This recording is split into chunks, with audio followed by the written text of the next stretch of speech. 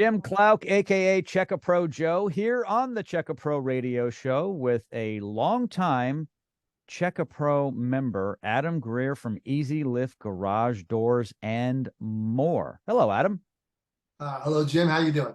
I am living the dream. Thank you so much for joining me here on the program today. I love reaching out to you when a homeowner asks a question here at the radio show. You are my garage door expert. As a matter of fact, everybody, Adam and his team put in 2 brand new garage doors a number of years ago, and they still look like they're brand new. So thank you, by the way.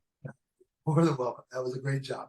Yeah, so question came in, and I think this is kind of a silly question, but I don't know if you will. That question is, why should I hire a professional garage door company? So what's the difference between a company like yours, which is a professional garage door company, and let's say maybe a handyman?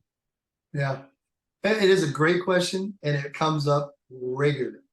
And we'll get people. There's so many layers to this.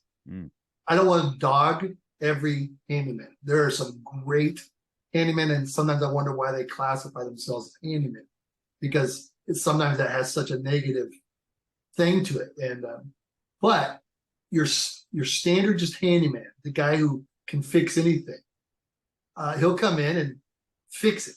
You know, he'll look at it and I can put a little in and make it work, but is it right? And the problem with a garage door is if you do those kind of, you know, Jimmy rigged type of repairs, it could be dangerous, and it could be harmful, you know, where it could even injure, you know, the homeowner, damage your vehicles. So there is a right way to fix a door, and the problem is most people don't realize a door can weigh 16.7, which is your standard door, could weigh from minimum 140 pounds to as much as 280, depending if it's a storm rated door. And so you just don't want to play with that. There's a lot, those tracks are holding up a lot of weight. The spring is supporting and functioning the way it's supposed to. And so we get these handyman repairs where people call us up, I had a handyman come do it, but man, it is hanging and it's damaged my car, because the repair was a guy who can look at it and go, well, I can glue this here, a little that there, and voila, but it's not right. So that's dealing with the handyman scenario. They don't know what they don't know. And they're used to just showing up and whipping out their saw and cutting here and cutting there and shaving there and making the thing work. So it's critical. You want a person who understands doors, who understands the power, the energy that is on those, and the potential damage by not doing it right. And come in and see some things that are so sketchy. You're just like, how has this thing lasted? And you're just like, don't move. Let us fix that. People send me pictures and you're like, stop, don't touch it, stay away from it. We'll be there in an hour. You know, that's real stories. We get that kind of stuff all the time. And it's always my neighbor fixed it, my handyman fixed it, my brother had a friend who fixed it. Did they? So professionals know what they're doing. But that really goes for each. You don't want to hire a handyman to put in your HVAC either. Yeah. You know, there's professionals for a reason.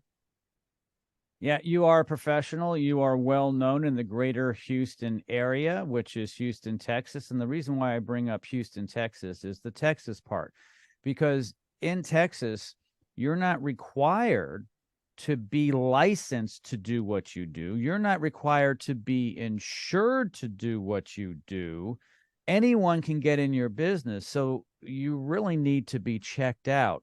How do you differentiate yourself from you and the competition out there who may not have the standards that Texas doesn't require?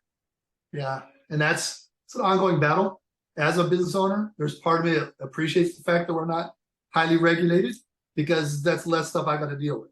But as a professional, the stuff I see, you're like, I wish we were regulated, you know, that there was someone to call back on. So, for example, I'm not going to name names, but a couple weeks ago, I get called out to a situation where the door was really making some bad noise. And when I get there, it's a cheap contractor door, and it's pretty much brand new. And I asked them, why have you not called back you just got this? Yeah, it was about a year ago. I said, why have you not called them? Because it was some clear warranty related stuff, actually. And they said, well, we had a bad feeling with them. and we spent so much on this door that I didn't want to miss him.